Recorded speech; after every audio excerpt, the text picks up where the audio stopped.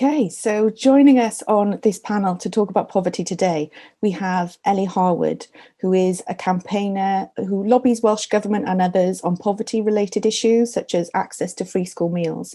Ellie is an expert on poverty in Wales, and she's going to guide us through the context of how things are in Wales right now. We also have Hilary Wainwright, who is the founding editor of Red Pepper magazine. Hilary is an activist, a researcher and a journalist, and has published books on issues including anti-austerity, the role of workers and the knowledge economy. And she's also a long-time advocate of the participatory economy. We also have Russell Todd. Hi, Russell. And you might know him as the founder of both the Community Development Podcast and Podcast Pêldroed.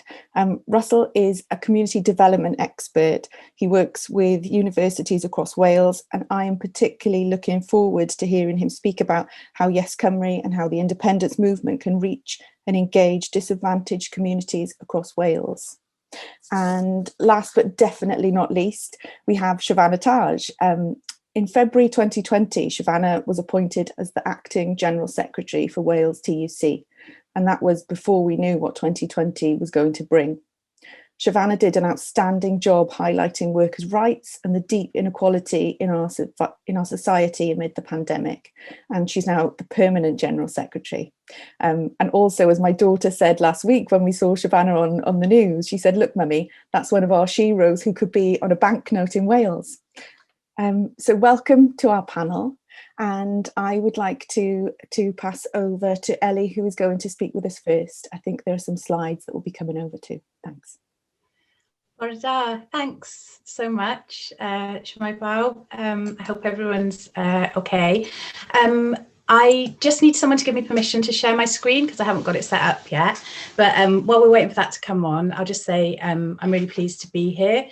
I think this is a conversation that we really need to be having, and it's great to have an agenda that allows us to talk about eliminating poverty and living sustainably, because it's really important to address both together. And I'm going to run through a bit about the situation as we are right now in Wales, and perhaps what we might be able to do to sort of make some progress towards eliminating poverty. So here we are. I've got my screen share up now, so bear with me a sec and I'll just find the presentation. Hang on, it's not, sorry. I'll be with you in a sec. So while you do that, I just wanted to add a big thank you to everyone for joining us today. I think we have a good July day to be doing an online conference given the rain, and yeah, it's good to be opening this conversation. Thank you. Okay, fab. So my name is Ellie Harwood. I'm co-chair of Wales's Anti-Poverty Coalition. As I mentioned, I do a lot of campaigning around child poverty in particular. I'm going to just start off. I think it's really helpful for us to define actually what poverty is, and we're talking about it in terms of what we would understand it to be from an economics perspective, but also in the way that the government and other civil society organisations measure poverty. So the technical definition is one that's based on a household's income. It's measured at a household level. So that means a group of people who live together as a family, really, under one roof. And poverty is there's a line basically where if a household income is beneath that line, then that household is said to be in poverty. So the line is created by working out what the median income is. That's the middle income. If you took all the households in the UK and divided them in half, the one in the middle would be the median income. And then anyone in poverty is if they have 60% or less of that median. So you can see it illustrated with the graphic on the left there. And what you don't often hear in debates about poverty is actually, well, how much money is that? And that's because different households have different poverty lines. So the poverty line for a home that contains just one adult is different to the poverty line for a household that contains an adult and two children, or two adults and two children. So the poverty line changes depending on the composition of the household. So the figures then on the right are the most up-to-date that we have. Basically, this is what 60% of the median income for this type of household would be. And we measure these figures after housing costs, and that's because the cost of housing varies hugely across the country, and it's the same within Wales as it is across the whole of the UK. So really important to look at the money that families have for living. So this is the money that's left over once you've paid for your home, and this is then the money that you need, what we would call disposable income, but really it's about paying, you know, for most people, this would go all on food, on bills, on transport, on childcare, and so on. So in Wales, 23% of the Welsh population live on incomes below the poverty line, below the UK poverty line. So this is obviously a really significant proportion. It's a very high rate. And as we'll go on to see, it affects certain groups in Welsh society much more than others, but there's no denying that we have a very significant proportion of people in Wales living on low incomes. But poverty isn't just a lack of money, and it's very important to understand that harmful is because that lack of money prevents you from participating in society. It prevents you from being able to eat the type of diet, to carry out the kind of activities, and to have the living conditions, the living standards that are sort of customary or typical, and also approved of in society. So the quote there is from Peter Townsend, and this is a very well-used definition of poverty, which understands that it's the lack of money that prevents you from being able to live normally, and often that because you can't meet those normalized living standards, you're therefore stigmatized. And a really good example of this is what we would consider to be an average diet or a desirable diet. So 5 fruit and vegetables a day, good quality protein, and particularly when it comes to feeding children. Now, if you're living in poverty, that kind of diet is unaffordable, to be quite frank. And as a result, you may have to fill up your children using food that's less nutritious, but is much cheaper to acquire, to store and prepare. But you will be judged and shamed for feeding your children that kind of food compared to families who are better off and can afford all the fruit and vegetables they want, and to have the time and the space and kitchen facilities and so on to prepare, you know, sort of nutritious cooked from scratch family meals.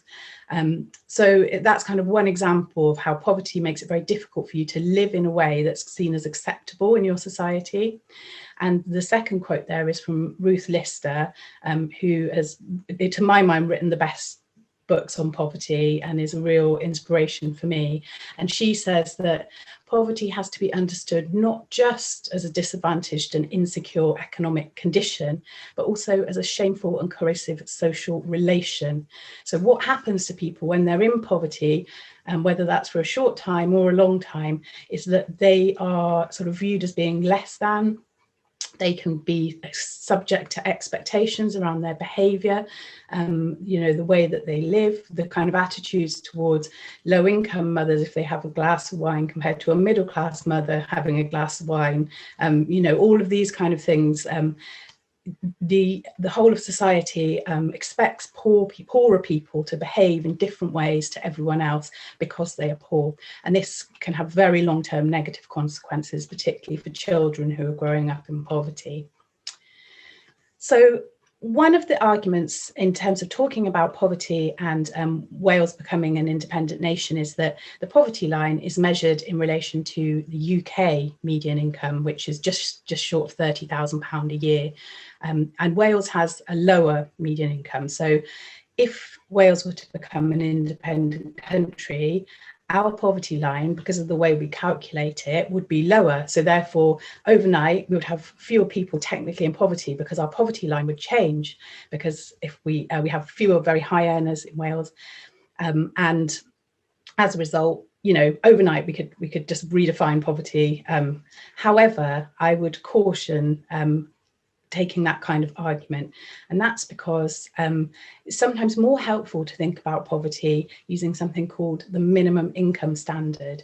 So the minimum income standard is based on a research method that asks the wide samples of people in the population, including in Wales, what they think that the average person or family needs to have to buy with their money in order to have an acceptable standard of living. So that is nothing luxurious, nothing frivolous, just the very basics that people think you need in order to be able to live a decent life and to not miss out on things that most people will consider good for you, or, you know, kind of just a decent standard of living, to live with dignity and to be able to participate in society. So the MIS, as it's called, is then added up all of the things that the sort of focus groups agree everyone should be able to have, and it's costed up, and this is carried out every couple of years. The prices are adjusted for inflation, and we have a look then, you know, at whether it is enough that people's incomes meet that MIS. And unfortunately, in Wales, a lot of households, many more households than we technically count as being in poverty, don't meet the minimum income standard.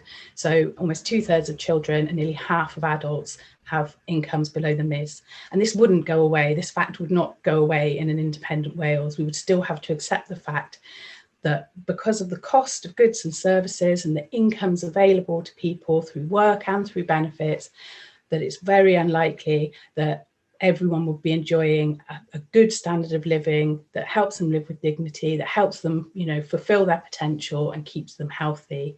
So you can see some examples of where the MIS sits. This has just been published last week, and there's also a link there, which I'll pop in the chat as well, where you can go and compare your own income and the income of people in your area, and see exactly how the MIS is calculated. But I think this is really important to bring into the debate, because if we're talking about things like UBIs, you know, a UBI of £1,000 a month is not going to be enough to get a lot of people, particularly those with dependents or other costs around childcare, disability and so on, to the minimum income standard, unless they can get income from elsewhere as well.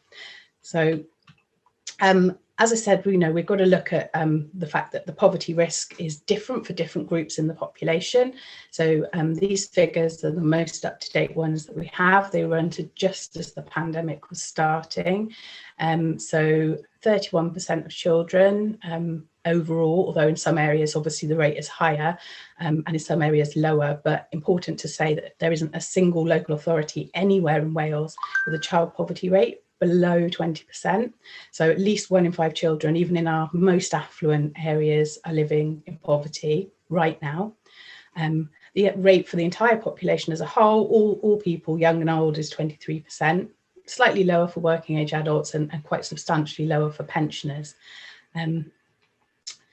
And when we look then at what we call poverty risk, so this is the likelihood of a family of that particular type is living in poverty, you can see here, I think, the starkest illustration of how our current economy, our current social security system, you know, fails to adequately support certain types of households and certain individuals, and therefore their poverty risk is higher.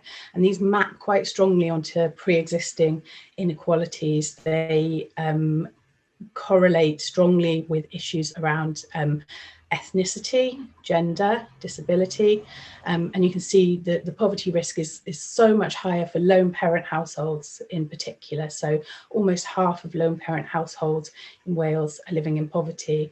And very important to note that, with the exception of the pensioners, the majority of people in these households are in work. So again, it's the same with lone parents, more than half are in work. And it's just, you know, that they're held back by things like the gender pay gap. They're held back by lower average wages than elsewhere in the UK. They're often having to meet higher living costs. The cost of childcare is extortionate. The cost of transport can be really extortionate as well. So, you know, I do a lot of work on child poverty, and I mean, one thing the poverty data really shows us is that poverty is really, really concentrated in families with young children. So we have a set of welfare policies from Westminster, but also Welsh Government's own policy as well around, you know, supporting families. And in a lot of countries, in fact, in almost all advanced economies, it's completely normal for the government to support households with the costs of raising children, because children are lovely, but they're incredibly expensive. So the Child Poverty Action Group produce a minimum income standard for children every year, looking at the kind of things that you need to spend money on in order to give your child an acceptable standard of living as they're growing up.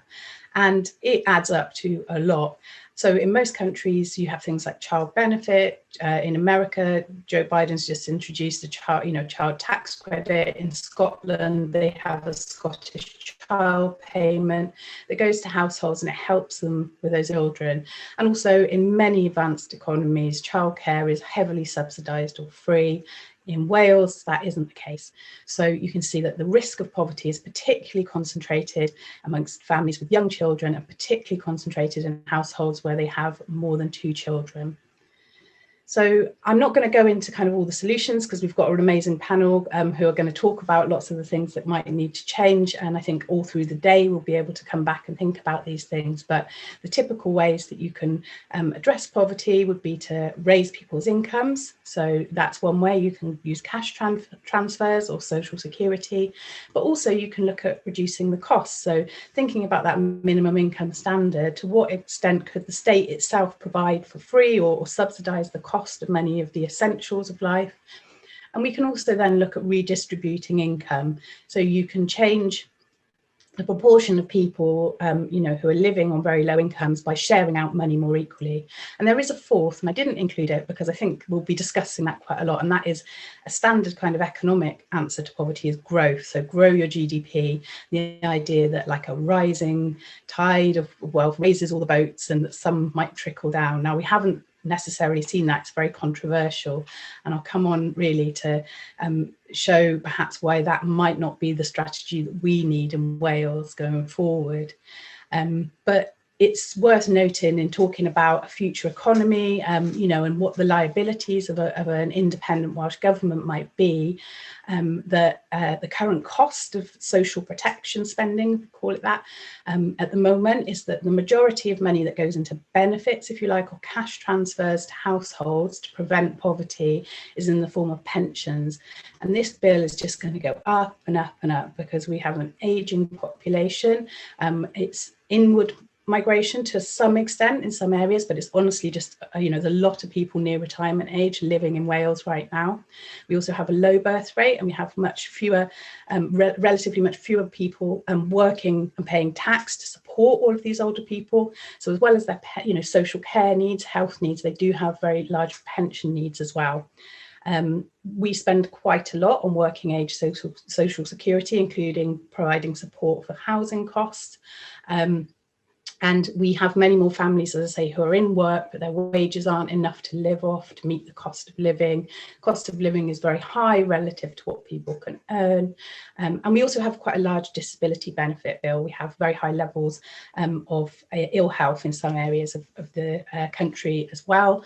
And that will go up as well as the population ages and more people become disabled through their life course. So the final thing, and I will stop there, is just that this is something that's called the donut. So it's a piece of work that I did with the Anti-Poverty Coalition, and we will be continuing to do work in partnership with a quite wide range of organisations, including Wales Environment Link. But the donut is a way of conceptualising how you can address both climate change and sustainability and poverty and social inequality in a single model.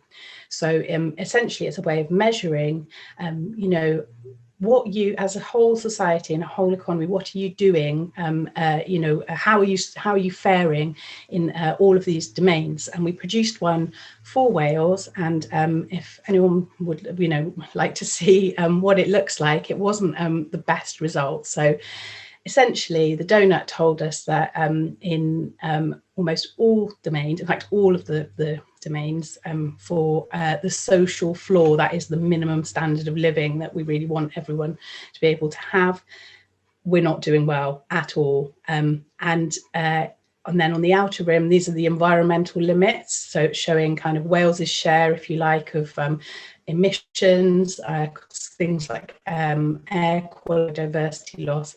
We're really not doing very well there either. Twin challenge that we have of ensuring that everyone can have a minimum standard of living whilst living within our limits. And more than anything, I think this shows that at the moment, many people in Wales are over-consuming, and our systems absolutely are exceeding the acceptable boundaries of how we should be consuming resources and the emissions we're making. But that growth isn't then translating, or that activity isn't translating into economic well-being for much of the population. So we need to have a really big think about how we can make sure that all of us move into that safe and just space for humanity, really, where we can coexist with everyone having everything they need without excessively damaging the planet that we're living on. So I am going to stop there. Thank you so much, and I'll hand back to you, Sarah. Thank you so much, Ellie. That was really, really amazing. Just a reminder to everybody, if you've got any questions, drop them in the Q&A, and we'll be coming to questions at the end of the 4 presentations. I also wanted to raise a quick hello to Sean, who I've noticed is here. Hi, Sean Jobbins. A big round of applause for him, because I don't know whether anyone will have seen him recently. So that's really good to have you here, Sean. A couple of things I just wanted to comment on from what you've said, Ellie, is I was having a chat with my mum about this last night, because I was raised by my mum as a single parent. And of course, you know, we were living in poverty because it's very difficult to work and to raise young children all at the same time. And there were little things. So she said, you know, did you notice? Because as a parent, you try to hide that from your children so they're not impacted by some of those things. And I said it was something very little of, I always knew that, you know, you only had orange squash. You couldn't ask for having Ribena like other kids had. And how that then plays out in your long-term life, because you end up with limiting beliefs on what you think you can do if you constantly know you can't ask for things, or you can't do something like, you know, dreading your period because you know the extra cost that is to your family. And I think there are a couple of other things that you raised, like the redistribution of income and talking about the donut, and that connects to a podcast that Sean did recently with Calvin Jones. And there was something in that really made me think differently about, you know, we have to make tough decisions, and we all have to consume less.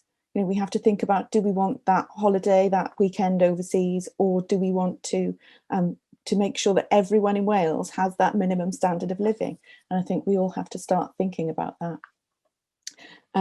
So before we do go into further conversation, I would like to introduce Hilary. And Hilary, if you would like to speak. Thank you so much. Great. Well, it's really wonderful to be here. And I just think the title and theme of this conference is so important. This idea of a strong economy for people and for the planet. And why I just think that's so important is because it points to the idea of understanding the economy as a whole. So not just redistribution, but also production. And I want to talk particularly about production and power. I think also it points to the kind of conditions of the economy, i.e. the environment and labour, the people. That is often, you know, taken for granted, and many classic economic models, in a way, abstract from those conditions. And those economic models have guided our economic policy making. And so I think this is a really good framework. I mean, my own sort of experience that I'll pull in or draw from is, I was at first thinking it's not relevant, but then I thought actually in the context of independence and the politics of economics, if you like, and the importance of economics as a form of control and potentially a form of democratic control. My experience with the Greater London Council before it was abolished by Mrs. Thatcher is relevant, because in a way we face the reverse of what you're fighting for. You're fighting for independence and political autonomy. We actually faced a context where we had experience of, I mean, obviously London isn't independent, but we had considerable resources. We have the resources of a nation, in fact, at the GLC, the income of equivalent to many small nations. And we had a significant degree of autonomy. We had, for example, a piece of legislation that we made maximum use of that I think originated historically during some plague or pandemic, interestingly, which was a piece of legislation which said that you can do whatever is in the interests of all or some of the people of London. So we used that to create an investment board, to create the popular planning unit, which is what I coordinated, which was to do with encouraging and supporting popular democracy as part of the economy.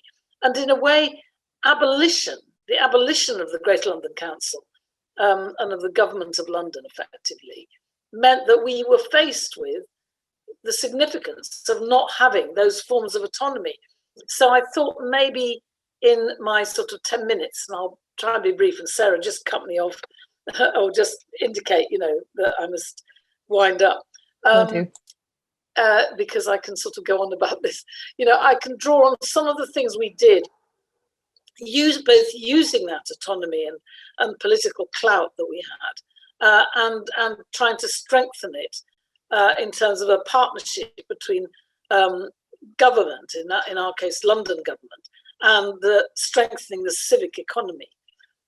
So firstly, I'd like to stress the importance of production. So although I think what Ellie said, well, firstly, I want to start by really both congratulating and praising Ellie's sort of overall picture, which is both very shocking and also very significant in terms of thinking about what's got to be done. It's got to be pretty dramatic to achieve that sort of donut effect.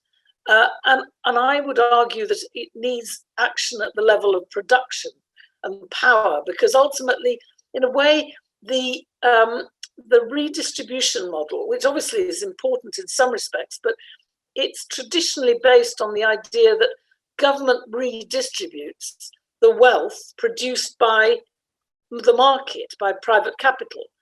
And so in a way, it takes for granted the relations of production and simply redistributes the surplus through that it gains through taxation and so on.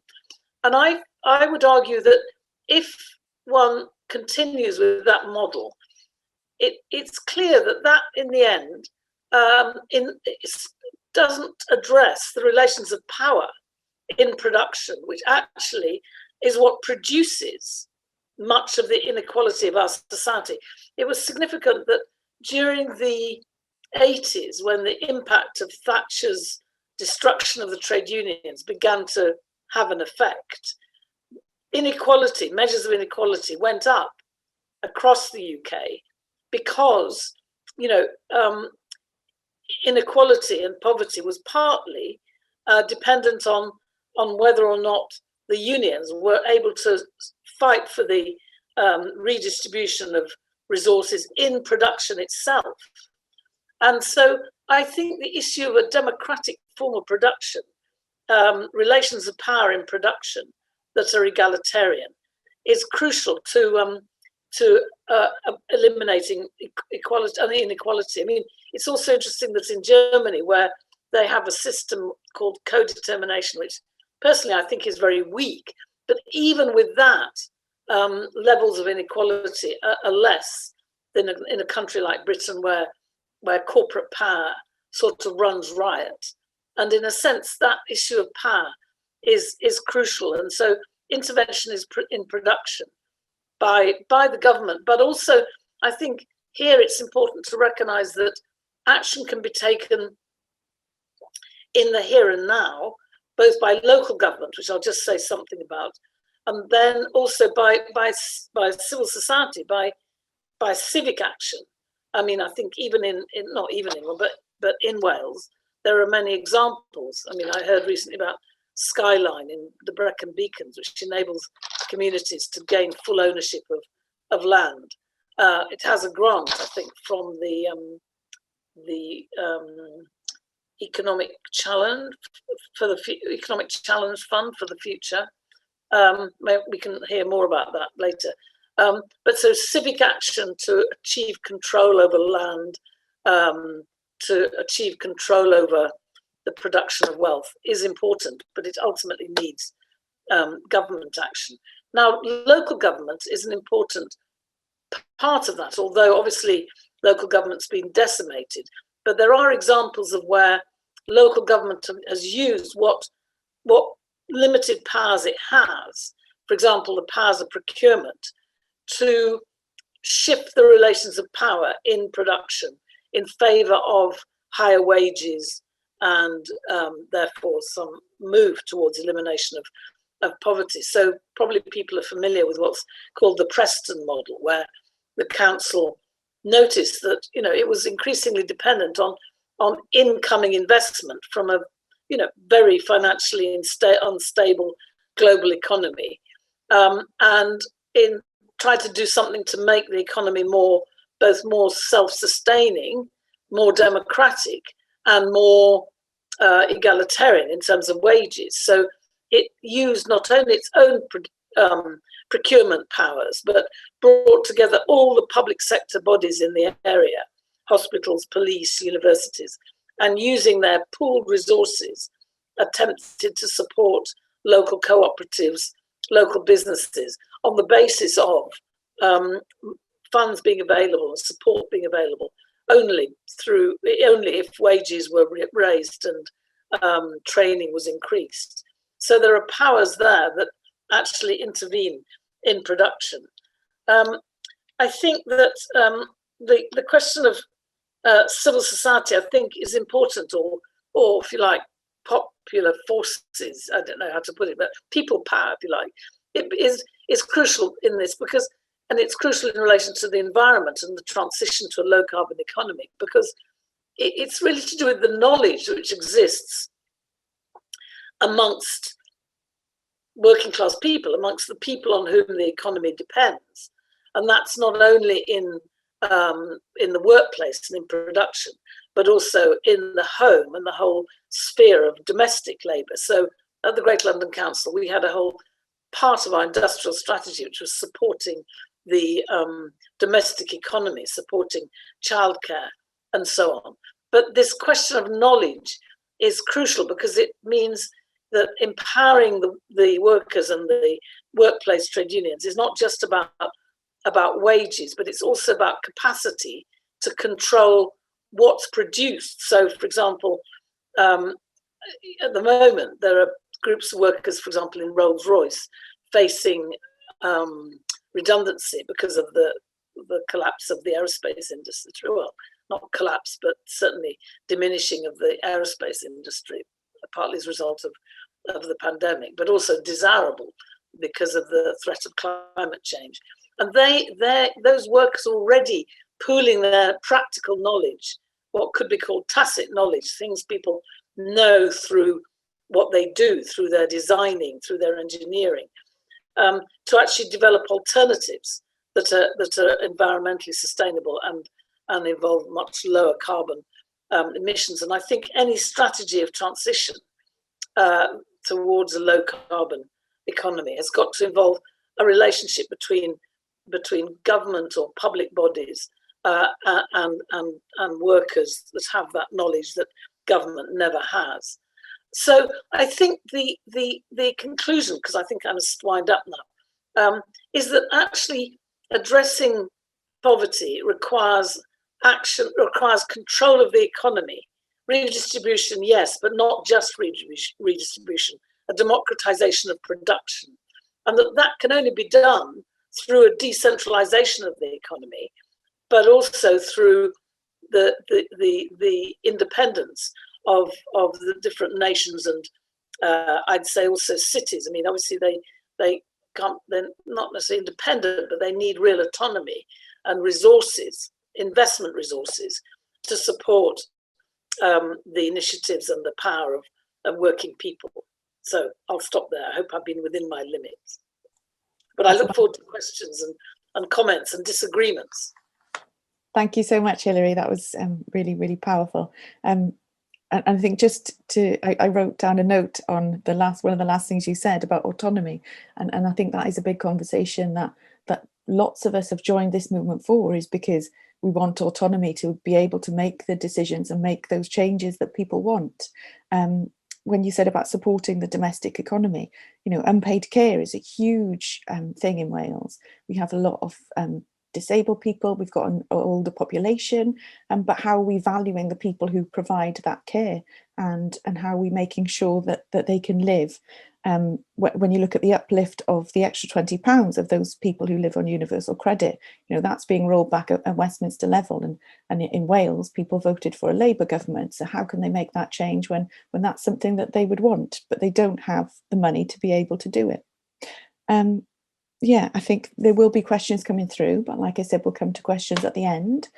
So I'd like to pass over to Russell, and then we'll come back to you with questions. Thank you, Hilary.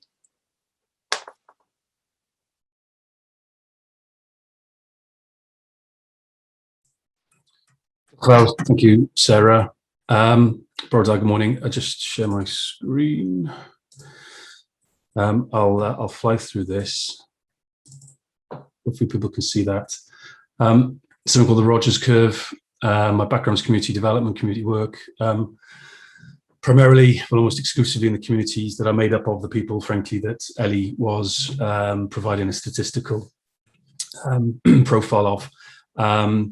And I think what's interesting about the Rogers Curve is that it is scalar. It will work at a population level, and it has a great deal of credence at a more localized community level. So people who are involved in local things, friends of the local park and that kind of thing, reaching out, wanting to engage with people, this hopefully will have some influence and some bearing on them as well. And apologies for a bored 13-year-old who's been sort of wandering around and just got out of bed. His mum's away for the weekend. Let me just, okay. So Rogers Curve was developed at Iowa State University in 1957. It's been around a long time by these three gentlemen. Originally applied to agriculture in a very farming context. Rogers sort of took it further, hence he gets the credit with a name. In his book Diffusion of Innovations, about later applications of new ideas and technologies and their take up on a broader societal level, so beyond agriculture and farming. And I put out a short thread on Twitter, as I'm prone to do from time to time, motivated by a particular tweet. I'm not going to say who it was, but we've seen any number of these sorts of references. And I think one of the biggest impacts of the pandemic on the movement more broadly has been the lack of more authentic interaction and debate, and the whole kind of sort of echo chamber of Twitter. I don't think has done it a great deal of good over the last few months, and hopefully we can get back to debating things more in person. But this notion that Wales looks, this was the final paragraph of this tweet, what Wales looks like post-India is for all people to decide only then. And it strikes me as a very impractical, quite naive perspective to take. And I think there's a question that's been posted in the chat already in relation to, how do we appeal to the people living in poverty to get on board and to help with some of the heavy lifting of persuading others if we're not going to give them any sort of sense of what the future looks like. And on that basis, I'm kind of minded to draw on the great late Raymond Williams, who was born in Pandy 100 years ago next month. His centenary of his birth starts next month, and as an aside is worth getting involved in if people are interested in Williams. To be truly radical is to make hope possible rather than despair convincing. This position to me doesn't feel like it's hopeful. It doesn't suggest to me that there is something to look forward to. It's trust us. It's well, we can cross that bridge when we come to it. And I think we've seen the scale of the problem thanks to Ellie's rather sobering presentation. And how many times do we have to keep hearing these statistics? That the future feels quite far away for people living in poverty and the people who are affected by it. And I think the point around the corrosive nature of it of poverty as a social relation, I think is really, really powerful. Poverty isn't something that just happens to other people. It has an impact on other aspects and elements of society. So I put something out where I sort of rather flippantly, I'll hold my hands up, equated that notion of deciding in the future what to do with independence as going to the airport and then deciding where to go on holiday. It seems to me to be just impractical, rather naive, almost a little bit anti-intellectual as well. I think there's a danger that it feels like it's running away from some of the harder debates, discussions, and truths that need to be had and revealed. So the Rogers curve essentially talks about 5 stages, and I'm going to fly through these. I'm more than happy to maybe spend a bit more time another occasion with this. Innovators, early adopters, early majority, late adopters, and laggards, and I'll make links with these back to some of the earlier presentations where possible. If this feels a bit abstract in terms of language, if it feels a little bit jargony, consider this. That in any number of behavioural studies, and also of studies of people in actual incidents involving in planes, where behavioural scientists have filled up a plane that's on the tarmac with smoke across, and it's very consistent the number of times this has happened, and also across countries, nationalities, cultures, languages, etc. It straddles all of those differences. There's a very, very consistent course of action taken by the passengers. 15% of people will act. They will act logically, they will act with a clarity of thought, and they will focus on saving themselves and maybe others and getting off that plane.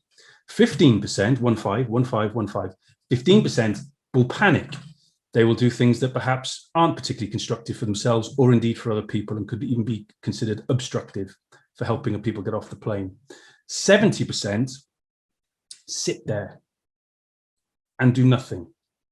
Someone eventually will take their lead from either the panickers or the actors, but 70% of people consistently in these behavioural studies and scenarios don't do much at all. So maybe that's a bit more of an easier concept to consider. So this is the curve. Don't worry too much about the words at the bottom. It's the titles and it's the percentages that are more important here. So as I said, I'm going to fly through these. So innovators form a very, very small percentage of an overall population. And so one thing to say is this: I'm not applying this to the Yes Cymru membership for reasons that will become very clear. This is more around general populations, the wider populace. So innovators are risk takers. They may feel they have nothing to lose, or they have lots to lose, but who cares? They are educated to a high degree and they're very entrepreneurial. But in a political context, they form a fringe. They hang out in small groups, esoteric groups, discussing theories, philosophers, things like that. Maybe they hang out on these sorts of things on a Saturday morning online. I don't know, you can decide for yourselves. But these political innovators aren't your average members of a community or a population. They're not watching the latest TV series, reading the mainstream books and magazines, etc. They may even go out of their way to avoid those. They are disruptors, in a positive sense, though some people might view it as negative disruption. Very, very small, tiny percentage of a market, of a population. Early adopters, also risk takers, also educated, but much more leadership orientated. And this is a really key point than the innovators. If innovators try to lead, or when they lead, they have a tendency to confuse, to confound, to alienate, maybe make people feel a bit stupid. Very, very generally speaking, they're not necessarily people. Whereas the early adopters are. They are outgoing, they're popular, they're connected within their own communities. They are the organisers, the messengers, the doers. They are informed, they seek to be informed, they are confident in debate. They're confident as well in their beliefs. They're also confident, and this is another really, really key point in relation to making this movement, making these messages appeal to a broader populace, including those experiencing poverty. Early adopters tend to be very confident in core messages, a handful of them. When innovators nurture mature ideas, early adopters are the ones that push it out of the nest, as it were. Now, Yes Cymru clearly has some of these on board. There are probably several early adopters here today. But in a population of 3 million, well, there's probably others out there that haven't got on board yet. So where we are on this curve, people will have their own view. The reality is, though, that we probably have more of these people still to get on board, still to find a role, still to invest some time and resource in. The early majority, less risk-taking, tend to be more conventional with their beliefs and their willingness to take on and accept new ideas. I have a worry that many of these people will have been put off in the last 12 to 18 months with some of the stuff they've seen on social media, and that's a concern. But these people really are worth fighting for. They give us a sniff of white line fever, if you like, in terms of the mathematics related to securing referenda, winning referenda, and so on. These people need to be won over. They do an awful lot of heavy lifting for the movement. They're active in their community. workplace socials, donate to charity, they fundraise, they volunteer, they sit on committees, they run fairs, fetes, all of those sorts of things. They're knowledgeable about social trends. And what is critical is that they have influence over their own neighbours, their own micro networks, their hyperlocal localities, which in the course of the pandemic, people have probably been confined to much more than they usually are. So they have a particular value, I suppose, at the moment and sort of going forward as well in the short term. These people, though, tend to be pragmatists. They adopt things, innovations, ideas, when they feel comfortable with them. These people win over the ones and twos, like I said, really, really important. They're not afraid of change, but they don't necessarily go after it. They wait for change to come to them. Now, consider what we've been talking about with respect to poverty and what we've been hearing. It's deeply entrenched in many Welsh communities. And I'm not saying for one moment, but let's be clear, that innovators cannot come from, and early adopters cannot come from disadvantaged communities, absolutely far from it. But it is reasonable to assume that with the poverty figures such as they were, and I think it was 700,000 that Ellie talked about living in poverty, a large number of those will form early and or late majority segments in the broader population. So go back to that tweet around, okay, let's decide what the future looks like only once we've secured that future, that independence, and that state of it.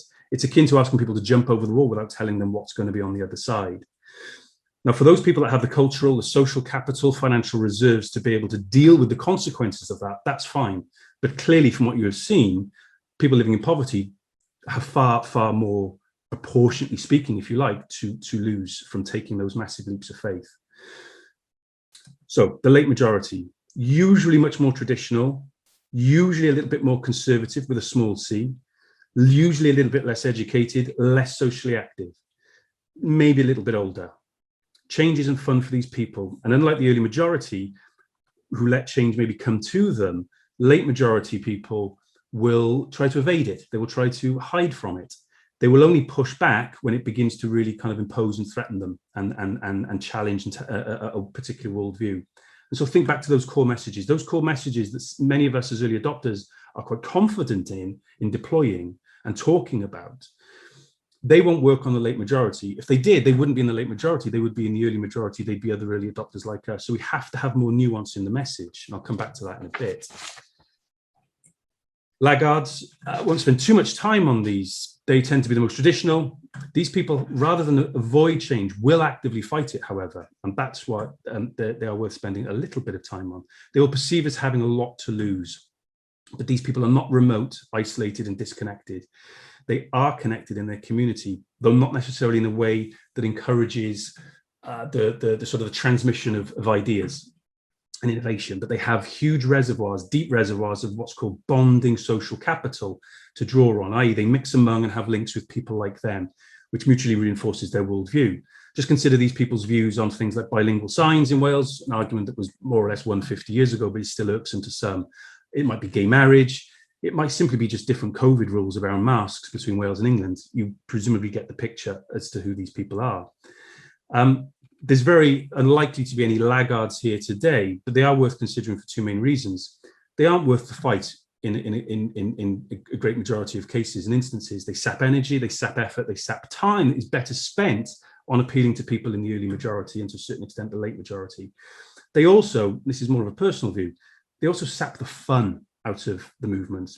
Cast your mind back to the marches and how enjoyable they were, how much fun they were. We need to find the fun with this. They can be quite a joyless experience engaging with these people, but they can be resourceful, wealthy and connected. And while the innovators and the early adopters are, by necessity, courting the early majority, the laggards are extremely motivated in targeting the late majority. They are the buffer, if you like, for the laggards. They will deploy disinformation, scare tactics, the old tropes and cliches, too small, too poor, language Nazis, you name it. We all know them. They're well worn. They work, and that's why they keep deploying them. The key thing to remember when considering and applying the Rogers curve to our lived experience is that they aren't being deployed at us. Those of us who are on the left-hand side of this curve, whether we're at the far left of it or not, is irrelevant. They're not deployed at us. They are being deployed at the late majority. So what to do? The early adopters, so I think one of the key thing is that to recognise that all progressive social movements, civil rights movements, within the environmental movements, people are always lost along the way. People who were on board early always drift away. It's always happened, and it always will. It always happens in progressive social movements that schisms occur. Why do we assume that Yes Cymru and the independence movement will be any different? And some of them won't go quietly. So we need to take that on the chin. It is a necessary step on the evolution of these movements. We need to be more nuanced in our messages. Take, for instance, the Six Nations and how popular the Welsh rugby team is through, was it February, March, April time, and the criticism of 80-minute patriots. Probably these people form the late majority. They need to be persuaded demonstrably of the benefits of change by patronising them and belittling them, particularly patronising something that they are particularly keenly interested in, will not work. So we need to be more nuanced in our messages. I'm not for a moment saying that Yes Cymru does that, but there's plenty of people probably within the membership who tend to get involved in that sort of baiting, if you like. The other thing to bear in mind is that poverty is exhausting. The lived experience of it is exhausting, and there's been some comments to that effect in relation to not having the time to cook meals, for example. And again, it comes back to the point that Ellie was making in the Lister quote around poverty, the shameful corrosiveness that it has in terms of social relations. What the middle class folk, no matter how well intended and do-gooding and everything else that we are, we have to recognise that poor communities aren't, and this still retains this. Even people I know who very left-intended, left-minded, nevertheless fall into some of the old tropes that poor communities and the people that live in poor communities are a bit feckless, they're permissive communities, they're apathetic, lazy, etc. Poverty is exhausting. What these communities do have, and this is where we talk in community development being more asset-based, is to recognise very fundamentally that disadvantaged communities have a rich, tightly woven community fabric of trusted networks of organisations. So in terms of winning these people over in very, very short short terms to the cause, and to help with some of the heavy lifting, and to provide mechanisms and means of communicating and reaching other people in these communities, we have to work through these trusted networks that are in these communities. We cannot merely parachute in and then parachute out. We have to work through them, and we have to need to build alliances with them in the real world. And it's not just on social media, which probably is stating the obvious, but I think the way things have tended to be confined to social media in the last few months, for obvious reasons, I suppose, I think it's a point that's worth bearing out. And so, yeah, like I said, the sense that poverty is exhausting, and my final point is this: why would we be so arrogant? And I'm playing devil's advocate only to a small extent. Why would we be so arrogant to think that people in disadvantaged communities, the people living with poverty day in, day out, have the time and the focus to listen to us at the times that tends to suit us, that we take the messages to them, when it's such a grind all of the time, living in poverty, and a little bit more humility is required amongst us, the early adopters, those people who are taking out, the ones pushing the message out of the nest, and all the other terms and metaphors I've used. When we reach these people, is there to be a little bit more humility in it, irrespective of the statistics, is to be a little bit more nuanced and aware of what the lived experience is like. I've glossed over the intersectionality around communities of interest, communities of shared characteristics, communities of place. Now's not the time to go into that in any great detail, though I'm acutely aware of it all. But that's me done. Thank you. Diolch yn fawr. Diolch, thank you so much, Russell. There's something that I wanted to note, actually, and it was something I was talking to Ellie about a few days ago when we were working on something else together, and it was noting the difference between poverty and economic hardship. That the latter is an exceptional state that someone might experience. So an example I gave was people who were applying for universal credit for the first time during lockdown, but they knew that they had the skills and the networks, that was a temporary state, that they'd go back to work when the world opened up again.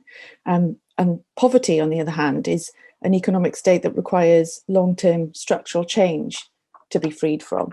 And it really brought me back to what you were saying around people being able to take that leap of faith.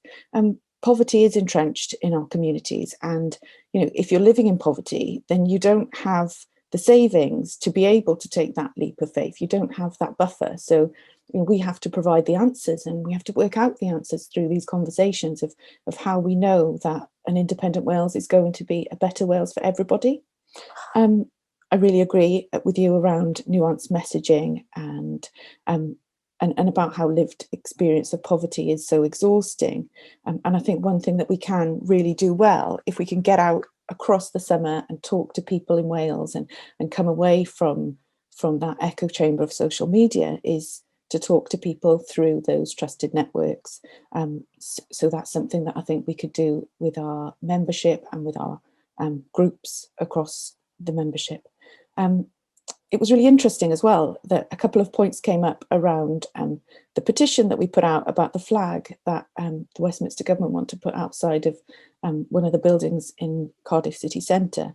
And someone made a comment that, why do Westminster want to spend £18,000 on a Union Jack when there are so many people in Wales who are reliant on food banks? And we've got 20,000 signatures on that petition. If each of those people, could give a small amount of money, then we could actually counterbalance that 18k on a Union Jack and spend it on the people in Wales who need it. And it is again about coming back to those difficult questions of, there's been a few comments that have come up around how do we afford it, and that's part of the conversation that we want to have today. But do we need to look at that redistribution of income? Do we need to do those things where we ensure that everybody in Wales has that standard of living that we were coming back to earlier? It's really, really great to have you here. And I know that this is just the start of a conversation of making sure that not only getting out to our 18,000 members, but also getting out to those people, like you say, who are on that curve that we can bring on board and kind of work with to build the Wales that we want to live in. So again, just a shout out that we will have Q&A coming up, but I'd like to now pass over to Shavanah, who will be speaking before we go into that Q&A. Thanks, Russell. Thanks, Sarah. Bore diapa, good morning, everyone. I'm Shavanah Taj. I'm the General Secretary of the Wales TUC. We represent 48 affiliated trade unions in all parts of the economy and public services.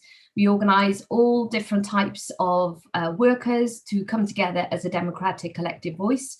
So if you're not actually yet a member of a union, you can find a union finder tool on our website at walestuc.org.uk to find out which union actually fits best for you.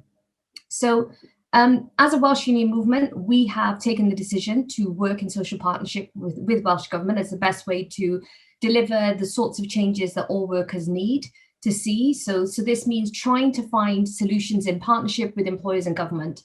And it doesn't mean only working on those areas of agreement, but it does mean taking a far less combative approach compared to how many people choose to caricature unions. So social partnership is actually a choice by all sides. And for us, it's about what actually delivers for workers. So if at any stage our union movement decides it's no longer delivering or serving its purpose, we won't continue to work in that way, because we have way too much responsibility to be dogmatic, and social partnership is not the Welsh way if it doesn't actually genuinely deliver for workers. And that brings me really nicely to what our movement is actually about and what the Wales TUC is. So at its core, the Wales TUC seeks to improve the economic and social conditions of workers in Wales, regardless of whether or not you're in a job. This doesn't just equate to eliminating poverty. It means that every single person, regardless of who you are or where you come from, no matter how you identify, should have the same access to good quality jobs, which reward you well and allow you to enjoy your lives, as well as work safely, securely, and with dignity and respect. So this obviously isn't the case now, because no sector is actually without exploitation, discrimination, and other rights abuses which genuinely do harm people. And the in-work poverty rate has risen so rapidly, illustrating just one group of workers and their families who are being failed by our labour market. And we published research earlier this week, which found that 60,000 children of key workers are actually living in poverty in Wales. So crucially, our approach is actually about recognising that This will not happen if power and wealth is too concentrated in the hands of a few. So it views the workplace as inherently imbalanced. Bosses can and will take unilateral decisions unless workers are well organized.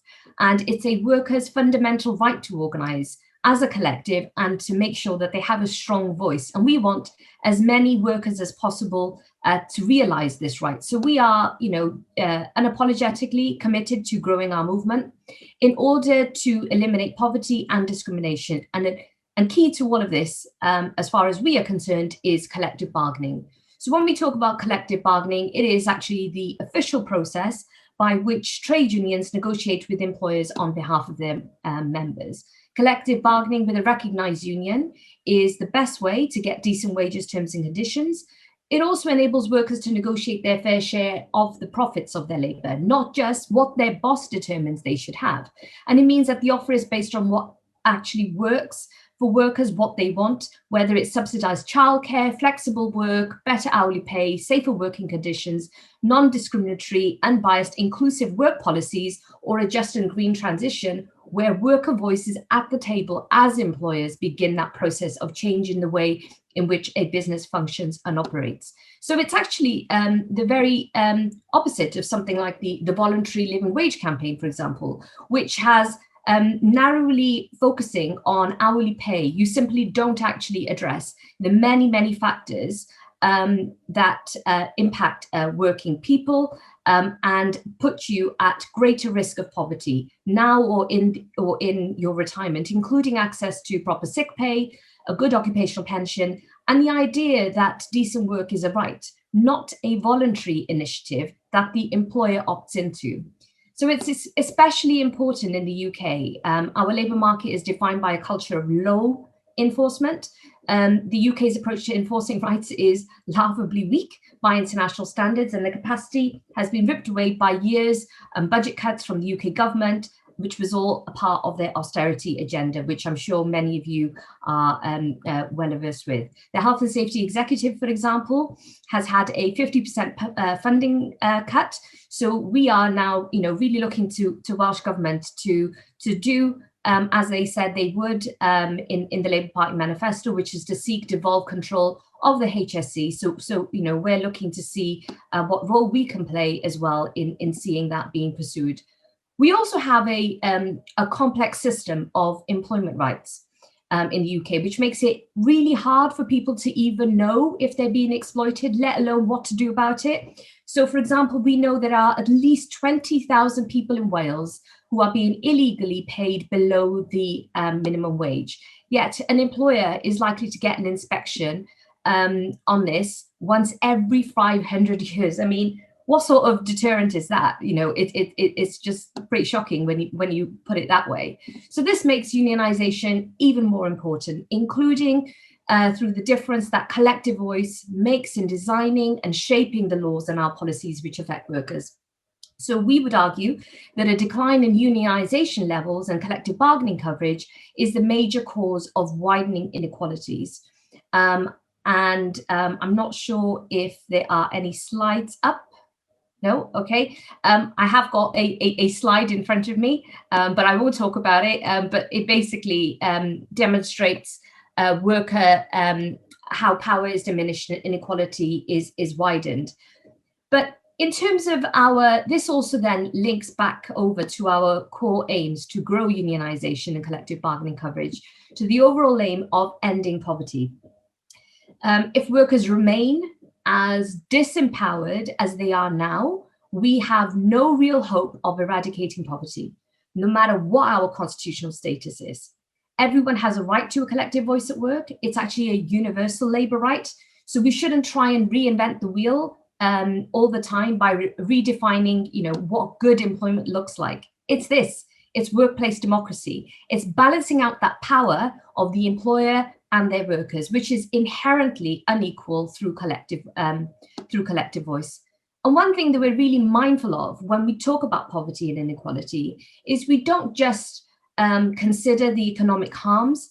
Health inequalities are far too real, and the pandemic has been yet another reminder that poverty and health are so interlinked, including at work. So one example is that people who can't do their job, of course, from home are typically lower paid, and almost half aren't entitled to their usual pay if they're off sick. So around half of the people who can't work from home face a real financial hit if they need to self-isolate and do the right thing. And the lack of proper sick pay has literally undermined infection control. And there are far too many examples of the link between income, wealth, poorer health and well-being outcomes. And there is also a growing case now that some forms of insecure work, those defined by precarity, such as forms of agency work, and of course, false self-employment, are actually worse for people's health than unemployment. And given the state of our labour market, paid work is no longer a guaranteed route out of poverty, and nor will it necessarily improve your health and your well-being. So, this is the fairly grim context for the Commission that we're putting together as the Wales TUC to consider how devolution should evolve to improve the quality of work in Wales and end poverty, including employment and industrial relations law.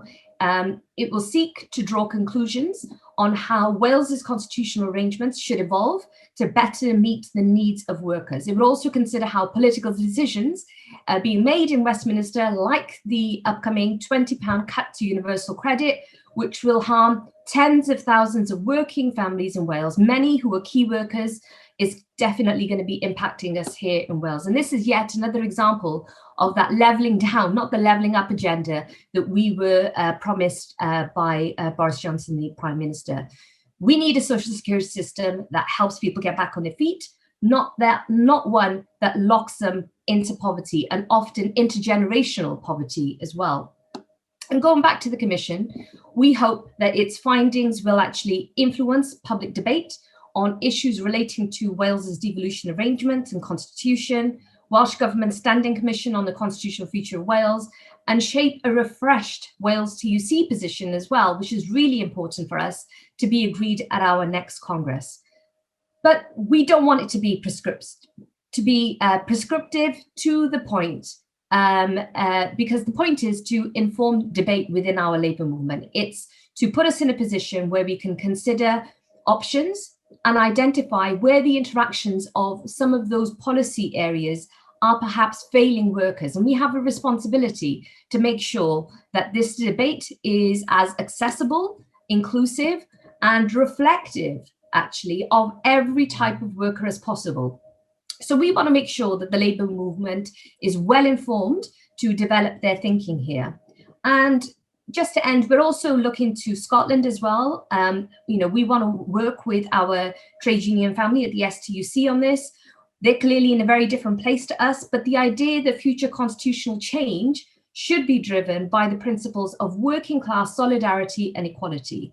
That is what will define and shape our work on this and bring it back to our core purpose, which is to improve the economic and social conditions of workers in Wales. Diolch yn fawr.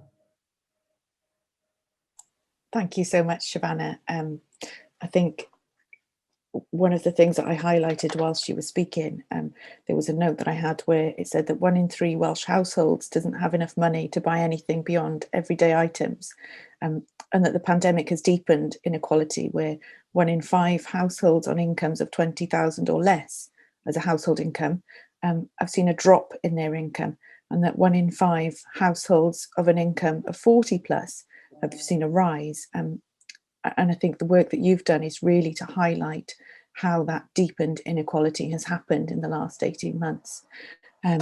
Talking about social partnerships and being less combative, I think it's really important to also note that anyone who watches you work knows that you are never afraid of asking difficult questions from those people that you're working with. And I think that that is something that we can learn from as a movement, because it isn't going to be easy to deliver what we want to deliver. And it's important to ask those difficult questions, because that's the way that we build that partnership and we work together for the constitutional change that everybody wants. collective bargaining, it's really interesting for everyone to have that input from you on how that works, and maybe it's something that we could do together to bring our groups together and talk about the Wales that they want. You know, we all know that people join Yes Cymru because they want to have a referendum, but it is about talking the Wales that we want to live in afterwards. So what I'd like to do now is thank you so much and move on to the questions that we have. So what I'll do, if all of our guests who have spoken on the panel today would like to jump in at any point on these questions, because they haven't been specifically aimed at anyone. So I'll start with the first question from Ruth, who asks, when salaries are raised, companies and public institutions would raise their costs. So how is Wales going to strike that balance?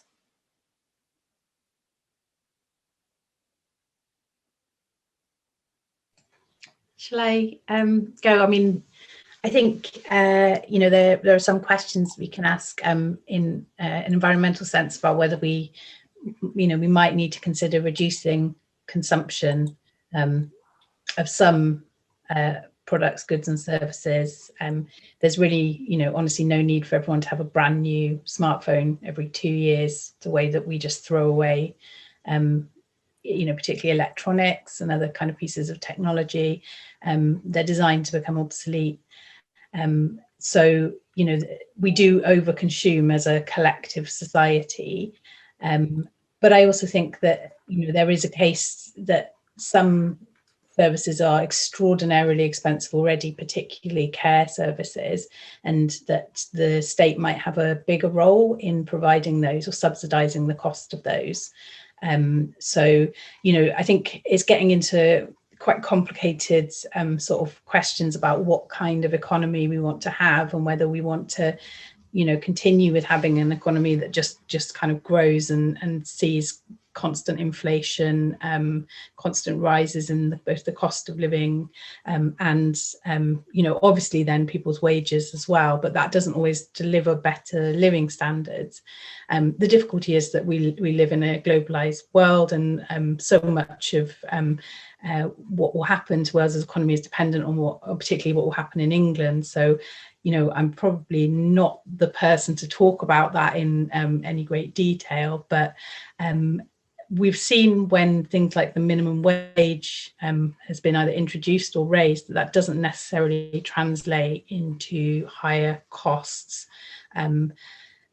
It can, obviously, but it's not always the case. And there are things that the state can do to intervene with that. Thanks, Ellie. Is there anything anyone else would like to add to that, or could we move on to the next question?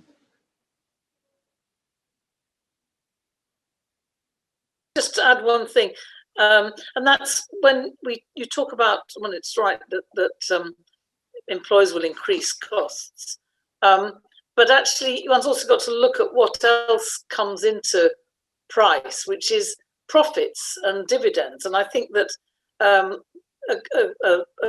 a devolved government could and should do more to actually control profits and dividends. Put a cap on dividends, or increased taxation of profits. And okay, then people might say, well, then you won't get big private corporations coming to invest in Wales. But surely there's an economic strategy that shouldn't depend on big corporate investment, in which so much of the money leaks out of the Welsh economy and into the hands of shareholders and so on. So I think one shouldn't talk about increases in costs without looking at profits and dividends, and those make up the price as well as the increase in costs.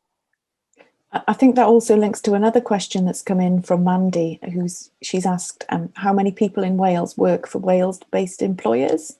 I don't know if anyone has the answer to that, or if they'd like to make a comment on that question.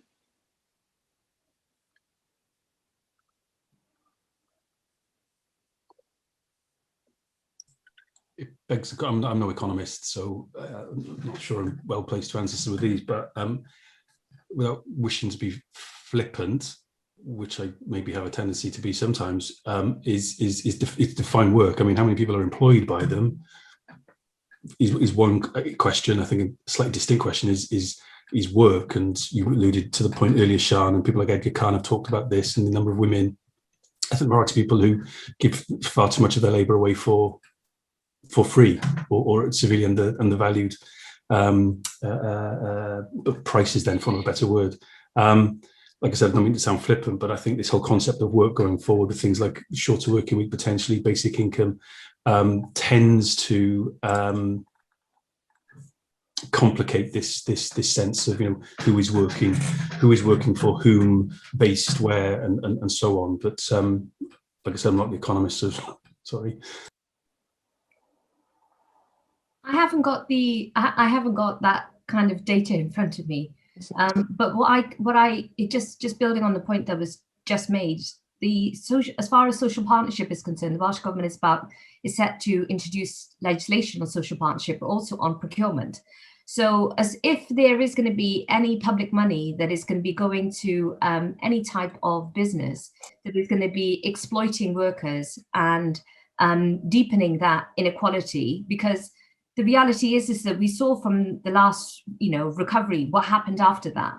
After the last recovery, we just ended up further deepening inequality, and we saw yet more, bad employers and public funding ending up supporting all types of labour exploitation. So I would like for the Welsh Government to tighten that up much more than we currently have, and also to start delivering on the fair work agenda, because the fair work agenda itself, more broadly, will help us, tackle some of these poor working conditions and move us towards, there's been so much talk about rebuilding the economy, making it more fairer, more inclusive, and, every particular, whichever slogan you buy into. But the reality is that this is about exploitation, and this is about inequality. And as the purpose of the panel discussion today is about eliminating poverty. So I think that there's a range of different things that the government themselves can be doing, and we as citizens of Wales can be demanding more for. It is exactly that, isn't it? We as citizens need to demand more of what we want and have those to be able to get what we want and the change that we want for Wales. Ben Ark has got a question. If you would like to come in, Ben, thank you for... Not so much a question, but just some food for thought that Welsh Gov could provide tax breaks and investment and banking services for cooperative movements, which very much benefit worker wages or participant wages. As well as that, if you look at any of the modern monetary theory work on things like the job guarantee programme, which creates a public pressure, so public opportunities and jobs, which then compete with private jobs, and that then would push up wages in the private sector. So if anyone's interested in looking at modern monetary theory, job guarantee programme, that's a really nice place to start. And then, as well as encouraging government to create tax breaks and banking opportunities for cooperative movements. Thanks, Ben. Does anyone want to comment on that? Any of our panellists? Hilary? Yes, I mean, I agree with Ben, but I'd also add the other ways in which the Welsh Government could support cooperatives. And I think also the importance of the cooperative economy in developing an economy based on self-determination is key and an important part of any genuine independence movement, i.e. economic independence as well as political independence. But I think the other way in which the Welsh Government could support cooperatives and other social enterprises or democratically controlled enterprises or unions fighting for democratic controlled enterprises is by using its procurement powers. I mean, this has already been talked about, but I think, and I'm not, obviously I'm an outsider, but I think it could be well worth, maybe it's already been done, identifying the procurement power of the Welsh Government and of public bodies in Wales that could then be deployed as a key instrument for using existing powers, but using them imaginatively for reorienting the Welsh economy towards local control. So I think that's an important addition to your really valid point. Thank you, Hilary. I want to come on to a difficult question now, which is coming from Nigel, because we do have to answer some of those difficult ones. And Nigel has asked, has the likely general income tax rate been costed in order to meet our intentions? I think what he's saying in some of the backup to that question is it seems that money is growing on trees.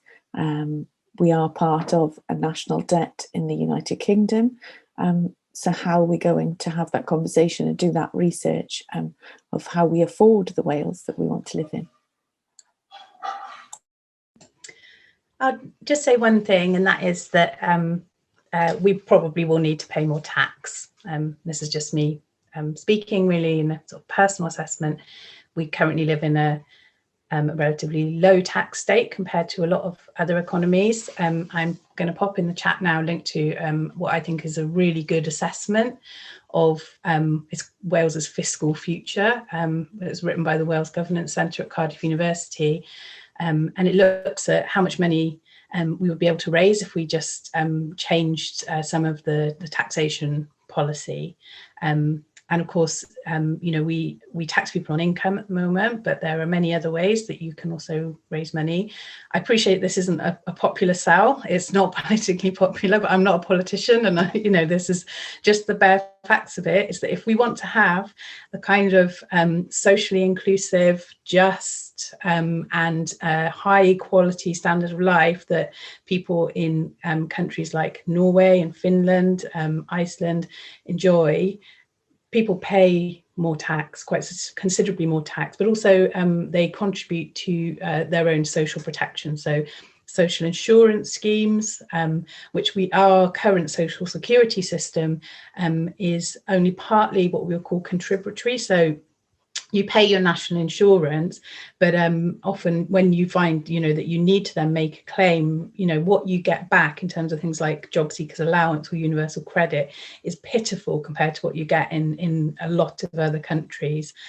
So there are lots and lots of things, where particularly talking about the role of social security, which is so important for fighting poverty. You can't do it without that.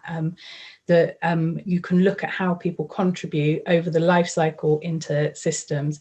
So, I'm kind of putting it there, I guess, because it's, something that a lot of people don't really want to talk about. But let's be honest, having good social security does cost money. Now, it doesn't have to come from individual citizens, and you can design tax systems that are highly progressive, and you can tax things like wealth and land as well as income. And there are lots of creative ways that this can be done. But even if all we did was just raise tax rates to the kind of Eurozone median, it would raise a lot of money for Wales. So I'll pop that link into the chat. It's a really good report, and I do recommend, if you're interested in this kind of thing, giving it a read, because it gives quite a good balanced assessment, I think. Thanks. One thing that we'll do is we'll collect all of those links and we'll send that around to everybody who's registered afterwards, just in case you don't want to click on them now and kind of take your screen somewhere else. Is there anyone else who'd like to come back on that question on the panel before we move to the next question? Okay. One thing I wanted to bring up whilst you're here, Ellie, because it is a linked question, is something that's coming from Mike, who's asked, how does the Welsh donut compare with other countries? That's a good question. A lot of countries haven't done a donut, and some have. I mean, I think I know that, for example, so it's been scaled down to city size. So there's one for Amsterdam, and they're using it in their kind of planning the economy for their city and their regional development. I think Wales, certainly compared to the rest of the EU, we have more people below the social floor. So, we don't score well across all of those domains. And particularly, I think in areas like land use, it's not good compared to some other countries, because so much of particularly like where I live in the South Wales valleys, all the mountainsides are just covered in kind of forestry, commercial forestry and so on. But I think, to be honest, most countries, most advanced economies are massively exceeding the outer limits of the donut. And there's not, these kind of solutions to some of those really need to be happening, at a sort of collective global level. So we are going to be doing some more work on the donut later on this year. And Kate Raworth, who was the original author of the concept, is coming to speak in Wales. So that's something that, again, I would say, come to that. She's, really interesting speaker, and it's just a really useful tool for thinking about these boundaries. To be honest, I think when we were kind of talking about it as a coalition, it was hard to develop recommendations, and we're at the very, very beginning of thinking about what public policy might look like that will help us address these things at the same time. And what I can see from my anti-poverty work is that there can be sometimes things that seem like a solution that's addresses sustainability and tackles poverty, but actually they can be really dreadful and stigmatizing for people in poverty. An example of that is the redistribution of food waste. So trying to prevent food waste going into landfill, or having to be put back into composting and things, by feeding it to poor people and seeing that as a solution to poverty. But actually the reason food poverty exists is because people don't have enough money. And when you're already that kind of,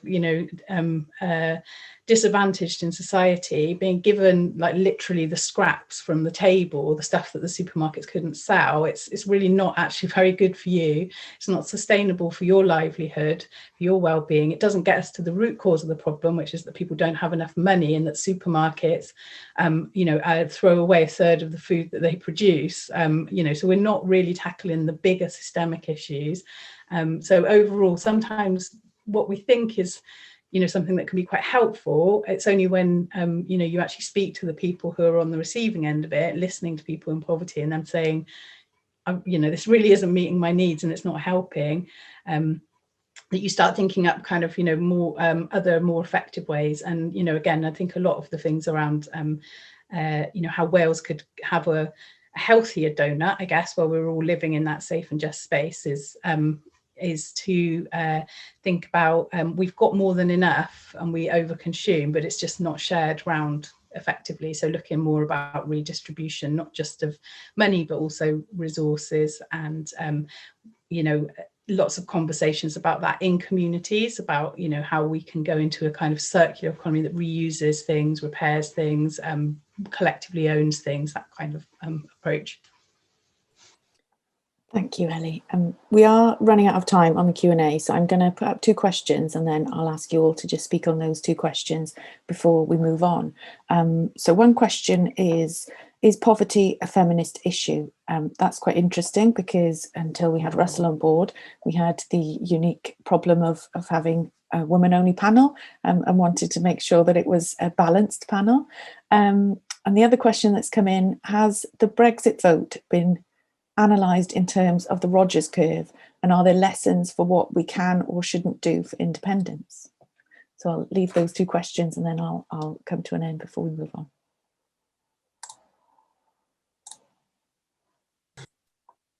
Shall I take that second one? Thank you. It has, and what's interesting is there's different takes on it. Basically, I think what was challenged it was almost the pace at which people were converted, for want of a better way of putting it, to a pro-Brexit position, in contrast to a lot of maybe the opinion polls and what people are within maybe political circles expected. What it reinforced, though, of course, is that dreaded sort of middle ground, is that actually you focus your messages on the people that will bring about the essentially the mathematical, very pragmatic mathematical figures that you require, basically, in terms of referendum, 50-50 in, out. Okay, it was very, very simple, and we all have our views as to how flawed that was or wasn't. In terms of what that would mean on a constitutional basis with respect to independence, it will depend on whatever the referendum terms, however they will be set. But it certainly reinforced the focus on how important, and the point hopefully I've tried to convey, is the early The early majority, so the innovators, the early adopters, the early majority, 34%, something like that, do an awful lot of heavy lifting. And it's not because of the numbers and how persuasive they are, it's to do with how connected they are in their community. And that dynamic is really, really important to focus on. And it's almost quite, the opposite end of the spectrum in these debates around some of the fiscal economic things, which I'm not particularly qualified to talk on. But it's that sense that, well, who's going to nurture the debate around some of these issues? Because you can't not have them. They have to be had at some point. It's these people who are popular, extroverts, connected, they're involved in activity local. So the people that take the message out is a key thing. Clearly as well with Brexit, the whole use of social media, Facebook and targeting and all the rest of it, we've heard some of the more sinister elements of that. And, I guess that's almost always a factor as well. And when this curve was first conceived, of course, in the 50s, there was no such thing as internet, etc. But, the mass media is a part of the getting of messages out. So, yeah. Thank you. As to whether poverty is a feminist issue, it is, but I'm not necessarily the best place to argue that. Thanks, Russell. We'll move on to take one or two more answers, and then I'll be passing over to Mark Cooper to wrap up the panel for us. Shavanah. Thanks. So I think that, we've got some of the right foundations in Wales in that we have had the groundbreaking law already in place with the Few Generations Act, and we have enacted the socio-economic duty. And of course, there's a social partnership and procurement bill that's upcoming as well. So in terms of the legislative side of things, that seems to be there. But now it is going to be about building back what that looks like, the jobs market, because we know that that's continued to discriminate against many women in particular. So we've got to manage that very carefully. So the Wales TUC have been calling for Wales's recovery to be driven by green infrastructure investment. So particularly focusing on jobs that have usually been held by men. So we need to, put the right policies in place to make sure that any public investment is going to lead to good jobs, that there is access for unions, and that employers are working with us and with government to make sure that we've got a diverse pool of candidates, of course, as well, applying for the relevant training. And that as far as the recruitment practices are concerned, that they're fair and inclusive in the first place, because otherwise we're just going to end up rebuilding rebuilding an economy that isn't fair, that isn't equal, that continues to exploit labour and exclude people as well. So as far as during the pandemic, of course, we know that it's been really difficult. It's been majority women who have been juggling work and homeschooling as well. And this is real bit of confusion at the moment about home working, because home working doesn't actually equate to flexible working. And we often end up just confusing the two. So we end up doing a disservice to so many women's experiences that we've seen over the last 12 months as well. So I think that there's a lot for us to learn. I think that women do deserve a feminist intersectional recovery, but it can only ever be achieved if women are actually at the negotiating table, and that we are there, both as leaders, as individuals, as trade unionists, because if we are going to build back more equally, and we're going to have that economy that delivers for the many after the pandemic, we've got to address those long-standing entrenched inequalities, and they are, far and wide. So I think that the latest ONS figures, initially we thought that it was more women who were being hit by job cuts because of furlough and so forth, didn't actually support everyone in the best way possible. But that isn't necessarily the case according to the latest figures, but that still doesn't take away from the fact that we've got such long-standing inequality issues, and we just keep kind of dancing around these topics and we don't really address them. So we've got the policies, we've got the legislation, we now need to push to make that legislation work for us.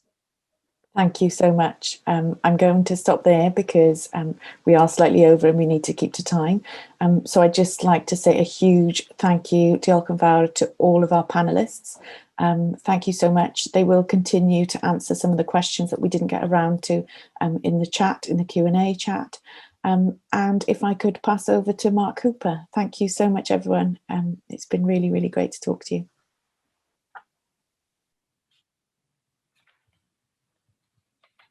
Thanks, Sarah, and thanks, panel. I got a squeaky chair, so if someone heard my chair squeaking, I'm sorry about that. I thought that was fascinating and sometimes disturbing as well. I just want to start. So Shav's last sentence: we have such long-standing poverty issues, and we're dancing around the solutions. I think really sets the tone for why this conversation is important. And I'm just going to run through, I wrote a lot on this, but when Ellie's presentation set the scene, 61% of children in Wales are living on income that is below the minimum income standard.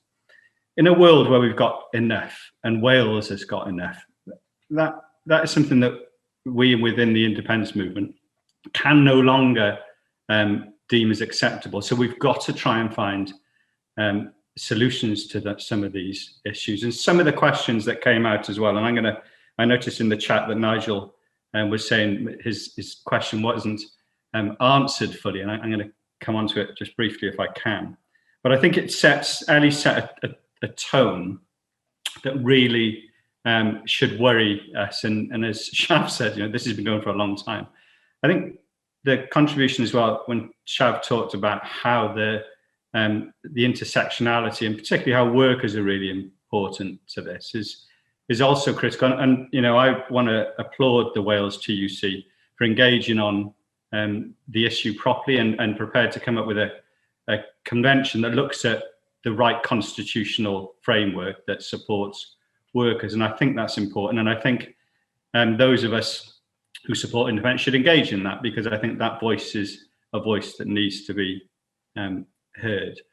I'm just going to, Hilary's contribution, I thought, was showed that the political economy needs debating, because the economy as it's set at the moment is not benign. This is central to lots of the things that we're talking about.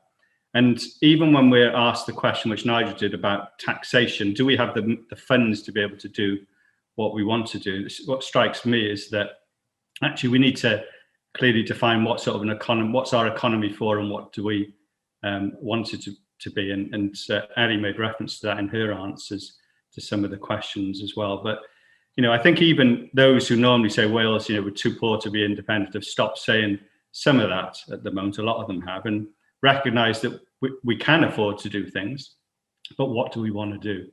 And I think that there needs to be a reflection that actually the world as it's set and the economy it's set at the moment needs changing. So I think that was fascinating.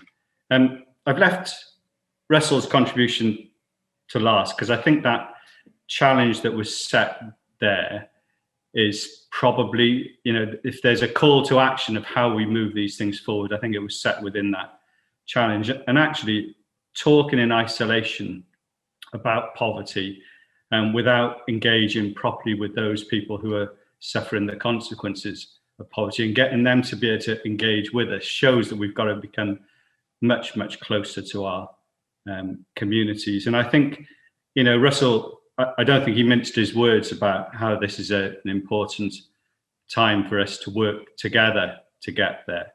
And also, recognizing that this is the point of challenge. We're actually at a point where as the audience, as the movement has grown, we are going to have these competing demands for what's right. But if we want to, if we don't want 61% of our children in poverty, this is the challenge that we've got to take on. So I think that was exceptional. I'm going to just finish on, so given that Nigel said his question wasn't answered effectively, I just want to say that we're going to try and touch on some of the taxation issues when we deal with currency a little bit later. So I do want to answer, but the answer is, to make sure that we define the economy that we want in the first instance, and then start to say things. You then come to a conclusion that actually, taxing wealth effectively is something that could start to solve some of these problems. But I thought it was an exceptional debate. I've been trying to tweet out what's been going on. I probably missed a lot of it. I look forward to it when it's online in the future. And now I'm going to shut up and pass over to Caris again, who I believe is next on. Thank you, Mark. Oh, it's lovely to see your face again. And also hello to Siôn Jobbins, hyfryd bod ti'n gwylio heddi. Thank you all so much, all the panellists, Sarah and the panellists, for just a wonderful inclusive talk and debate tackling difficult questions. I sometimes feel like, people can feel like they're on the fringes of these kind of debates. And nobody should be made to feel like that. So thank you so much to Sarah and the panellists for making the tone really accessible and inclusive, and of course to the organisers.